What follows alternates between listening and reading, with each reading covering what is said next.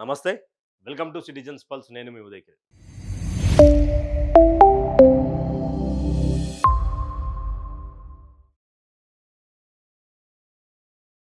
West Bengal రాజకీయాలకు check పడింది.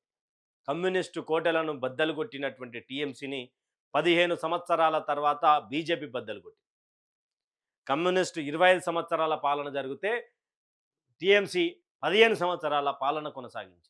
15 సంవత్సరాల పాలన తర్వాత ఎన్నో ఆ 15 సంవత్సరాల పాలనలో ఎన్నో అరాచకాలు హిందువుల మీద, హిందూ దేవీ దేవతల మీద, హిందూ ఆడబిడ్డల మీద, ఆర్జికర్ మెడికల్ విక్టిమ్ ఆడ బాధితురాలకు సంబంధించినటువంటి విషయంలో, తర్వాత సందేశ్ ఖలీకి సంబంధించినటువంటి విషయంలో, అంటే వెస్ట్ బెంగాల్ రాజకీయాలకు ఒక చెక్ పెట్టాలి అని చెప్పేసి ఒక భారతీయ జనతా పార్టీ తీసుకున్నటువంటి నిర్ణయం ఈరోజు నిజమైంది. వెస్ట్ బెంగాల్ సంబంధించినటువంటి the West Bengal BJP for West Bengal అనే ట్విట్టర్ పేజ్ గత సంవత్సరం నవంబర్ 14, 2025లో ది నెక్స్ట్ వెస్ట్ బెంగాల్ అని చెప్పి ట్వీట్ చేయడం అదంతా కొంత సంచలనం రేపుతా ఉన్నది. ఇక్కడ మమతా బెనర్జీని ఎలాగైనా మేము ఓడగొడతా అని చెప్పేసి తీసుకున్నటువంటి సువేందు అధికారి తీసుకున్నటువంటి శపథం ఈరోజు నెరవేరింది. మరోసారి సావు దెబ్బ కొట్టింది మమతా బెనర్జీని భవానీపూర్లో 15,500 పైచలకు ఓట్లతోటి మమత ఓడిపోయింది. దానికి సంబంధించినటువంటి విషయంలో ఇక మమత అంటే వెస్ట్ బెంగాల్ ఎలక్షన్ మొత్తంలో హైలైట్ ఏంది అంటే, ఒకసారి చూద్దాం. ముగ్గురు బాధిత మహిళల అపూర్వ విజయం. భారతీయ జనతా పార్టీకి సంబంధించినటువంటిది ఇది. రేఖా పాత్ర, ఈమె రేఖా పాత్ర ఎవరు అంటే ఈమె టీఎంసీ గూండాల చేతిలో జరిగిన సందేశ్ ఖాళీ సామూహిక అత్యాచార బాధితులు. ఈమెపై టీఎంసీకి పార్టీకి సంబంధించినటువంటి ఆ రోజు సందేశ్ ఖాళీకి సంబంధించినటువంటి షాజహాన్ ఇన్సిడెంట్ ఏదైతే ఉందో, షాజహాన్ చేసినటువంటి అరాచకం, టీఎంసీ పార్టీకి సంబంధించినటువంటి షాజహాన్ ఆయన చేసినటువంటి అరాచకం, హిందూ దళిత మహిళలపై చేసినటువంటి దారుణ మారణ హోమానికి నిదర్శనం ఈమె ఎన్ని ఓట్లతో గెలిచింది? ఈమె అదే టీఎంసీ అభ్యర్థిని 5,421 ఓట్ల మెజార్టీతో ఓడించారు, విజయం సాధించారు. ఇది కదా సక్సెస్ అంటే. ఇది కదా ఎవడైతే ఎక్కడైతే నిన్ను రేప్ చేశాడో, ఎవడైతే ఏ పార్టీకి సంబంధించినట్టయితే నిన్ను మానభంగం చేశాడో, ఆ మానభంగం చేసిన మీద ఆ యొక్క పార్టీ మీద అభ్యర్థిని నిలబెట్టి ఈరోజు భారతీయ జనతా పార్టీ గెలిపించుకున్నది. ఈ యొక్క విషయంలో భారతీయ జనతా పార్టీని అప్రిషియేట్ చేద్దాం. తర్వాత వెస్ట్ బెంగాల్ అరాచక పాలన, ఎందుకంటే 2024 గుర్తు ఒకసారి తెచ్చుకుంటే ఈ మధ్య అది వైరల్ అవుతా ఉన్నది. 2024 ఆ సమయంలో హౌరా బ్రిడ్జ్ దగ్గర మమతా బెనర్జీ కారులో ఉంటే జై శ్రీరామ్ అని చెప్పేసి ఒక వ్యక్తి నినాదం చేస్తే ఇమీడియట్గా కారు దిగి జై శ్రీరామ్ అని ఎట్లా అంటావు, జై శ్రీరామ్ అని ఏ విధంగా అంటావు తీసుకుపోయి లోపల 5 సంవత్సరాల జైలు శిక్షను వేసినటువంటి పరిస్థితి వెస్ట్ బెంగాల్ రోజులో ఉండే. అల్లాకే కసం, మీరు బీజేపీకి సపోర్ట్ చేస్తే అల్లా క్షమించకపోతే ఈ మమత కూడా క్షమించదు. అల్లా ఆఫీస్ అంటూ కూడా ఒకటే మతాన్ని దగ్గర నుండి తీసుకొని వాళ్ళు చేసినటువంటి అరాచకాలు, బంగ్లాదేశ్ చొరుబాటుదారులను తెచ్చుకొని ఎస్ఐఆర్ లేకపోయింటే ఈసారి మళ్ళా మమత గెలుస్తుండే. ఎస్ఐఆర్ రావడం, చొరుబాటుదారులను తీసేయడం, తర్వాత ఇలాంటి విక్టిమ్స్, ఈ ఆడబిడ్డ మానభంగం జరిగినప్పుడు ఎంత బాధపడి ఉంటుంది, ఈ బిడ్డ ఆ గూండాల చేతిల బాధింపబడ్డప్పుడు ఎంత బాధపడి ఉంటుంది. మమతా బెనర్జీ అరాచక పాలనకు ఇదో నిదర్శనం. తర్వాత రత్నా దేబ్నాథ్, ఈమె ఆర్జికర్ ఆసుపత్రిలో అత్యాచారానికి హత్యకు గురైన బాధితురాలు తల్లి. నిందితులను రక్షించడానికి మమతా సర్కార్ ప్రయత్నించింది, కానీ రత్నా దేబ్నాథ్ టీఎంసీ అభ్యర్థిని 28,836 ఓట్ల భారీ మెజార్టీతో ఓడించారు, విజయం సాధించారు. రత్నా దేబనాథ్ బిడ్డ ఆర్జికర్ మెడికల్ కళాశాలలో జరిగినటువంటి అత్యాచారమే ఈరోజు మమతా బెనర్జీకి చెప్పు దెబ్బై నిలబడ్డది. చెప్పు దెబ్బే డైరెక్ట్. ఎందుకంటే ఆడపిల్ల చనిపోయి, మానభంగం చనిపోయి దేశవ్యాప్తంగా మాట్లాడుతుంటే ఈమె రత్నా దేబ్నాథ్ గారు మమత దగ్గరికి పోయిరంట.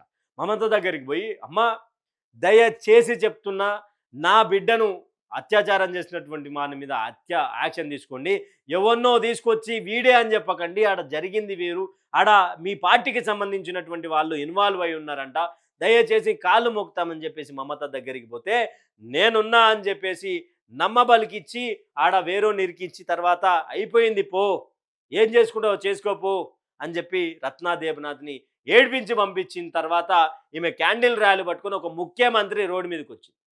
అంటే ఆడ ఆడపిల్లలు రేపై ఇక్కడ ఒకటి గుర్తుపెట్టుకోరు.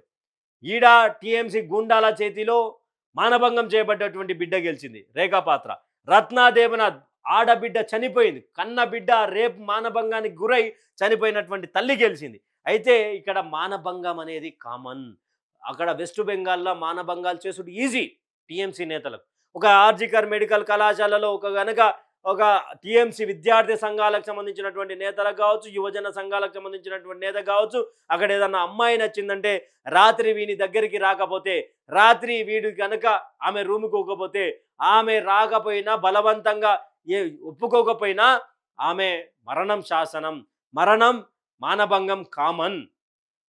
రేపు జరిగిందని పోలీస్ స్టేషన్లకు పోతే 10 లక్షలు వస్తాయని చెప్పేసి కూడా సోషల్ మీడియా వేదికగా వెస్ట్ బెంగాల్కి సంబంధించినటువంటి మహిళలు మాట్లాడారు. 10 లక్షల కోసమైనా మేము రేపు చేయించుకోవాలనా, 10 పైసల కోసం మా మానశీలాన్ని తాకట్టు పెట్టాలనా అంటూ కూడా వెస్ట్ బెంగాల్పై విరుచుకుపడ్డటువంటి సందర్భం. తర్వాత కలితా మాజీ, ఈమె తన జీవనం కోసం 4 ఇళ్లలో పనిమనిషిగా పనిచేసే మహిళ. బీజేపీ కోసం పనిచేస్తున్నందుకు టీఎంసీ కార్యకర్తలు ఈమె మీద దాడులు చేసేవారు. కానీ ఆమె టీఎంసీ అభ్యర్థిపై 8,333 ఓట్లతో తేడాతో విజయం సాధించారు. బాధితురాల హైం బీజేపీతో హైం భారత్ మాతాకి జై అంటూ కూడా ఇది బీజేపీ పోస్టర్. ఆల్మోస్ట్ నాకు తెలిసి ఇది ఏఐ ఇచ్చింది అనుకుంటా, నాకు సోషల్ మీడియాలో చూసిన. అయితే ఇడ తాను బీజేపీ కోసం పనిచేస్తున్నా అని చెప్పేసి, బీజేపీతో కలిసి నడుస్తుందని చెప్పేసి ఈరోజు ఆమెపై దాడులు చేసిరంట టీఎంసీలు. ఆ సమయానికి ఇళ్లల్లో పనిచేసే టైంని తీసుకొచ్చి శాసనసభలో కూర్చోబెట్టి అసెంబ్లీలో గెలిపిస్తారు. అంటే ఏ విధంగా ఒకసారి చూడండి, ఏ విధంగా ఒకసారి ఆలోచించుని. అంటే అరాచక పాలన. హిందూ మహిళ కానీ ఎవరు కానీ 7 గంటల తర్వాత బయటికి వెళ్తే అత్యాచారమైన అని మానభంగం చేసిరు మమ్మల్ని పలానా టీఎంసీలు అంటే అరాచకంగా. ఇక్కడ నిన్న ఏదైతే కౌంటింగ్ ఉండేనో సాయంత్రం 4 గంటల వరకు మీరు ఎవడెవడైతే ఇక్కడ కూర్చున్నారో కౌంటింగ్ సెక్షన్లో బీజేపీ తరఫున ఎవడెవడైతే ఉండో గుర్తుపెట్టుకోరి, మీ ఇండ్లల్లో దూరి 4 తర్వాత మేము అధికారంలోకి రాబోతున్నాం, మీ యొక్క బీజేపీ కార్యకర్తల పిల్లలను మీ ఇండ్లల్లో గుసాయించి మానభంగం చేస్తామని చెప్పి మాట్లాడినటువంటి వానికి చెప్పులు దెబ్బ కొట్టిరు. టీఎంసీ ఆఫీస్కు నిప్పు పెట్టిరంట. అది ఎవరు పెట్టిరో తెలియదు కానీ. అంటే ఎంత బహిరంగంగా నీ ఆడబిడ్డలను మోసం నీ ఆడబిడ్డలను మానభంగం చేస్తామని చెప్పడం. మనం గతంలో ఒక వీడియో చేసినాం, దీది ఎక్స్పోజ్డ్ అని. దాంట్లో మేము మోడీని ఒక దేవునిలా చూస్తున్నాం. ఓ దేవుడా వెస్ట్ బెంగాల్కి విముక్తిని కలిగించు, ఓ దేవుడా మా కళ్ళ ముందర నా పిల్లలను నా మనవరాళ్లను గుంజుకపోతుండు మానభంగాలు చేస్తుండే కూడా నోరు మూసుకొని ఉన్నాం. ఓ మోడీ మమ్మల్ని కాపాడు, మా ఒక దేవునిలాగా వచ్చి మమ్మల్ని రక్షించు అంటూ కూడా ఏడ్చి గుండెలు కన్నీళ్ళు అయిపోయినటువంటి సందర్భం. అలాంటి అరాచక పాలనకు ఒక ముగింపు వచ్చింది. మమత ఈరోజు ఈవీఎం ట్యాంపరింగ్ అయినాయని చెప్పేసి కొంతమంది సోషల్ మీడియాలో అడ్డగోలిగా మాట్లాడుతున్నట్లు చెప్తున్నా. నీ కుటుంబమో నీ ఇంటి ఆడబిడ్డనో ఉంటే ఈవీఎం హ్యాకింగ్ అయినాయా, ఈవీఎం ట్యాంపరింగ్లు అయినాయా లేవో తెలుస్తుంది. బయటికి వచ్చి ఓటేయలేనటువంటి పరిస్థితి ఇన్ని రోజులు ఉన్నది, 15 సంవత్సరాల కాలం పాటు. అసెంబ్లీ రౌడీ సినిమాలల్లా ఇంకా మిగతా సినిమాలు మస్తుంటాయి, రౌడీలే పోయి ఓట్లు వేసుకొని హీరోలు పోయి అడ్డుకొని ఇదంతా జరుగుతుంటుంది. ఈడ రౌడీ మూకలు మమతా బెనర్జీ అయితే హీరో అమిత్ షా ఏంటి. మన వెస్ట్ బెంగాల్ ఎన్నికలపై దీది అరాచకాలపై ఈ బిడ్డల గెలుపుపై మీ యొక్క అభిప్రాయాన్ని కామెంట్ సెక్షన్లో కామెంట్ చేయండి. Thank you for watching. Stay tuned with citizen pulse.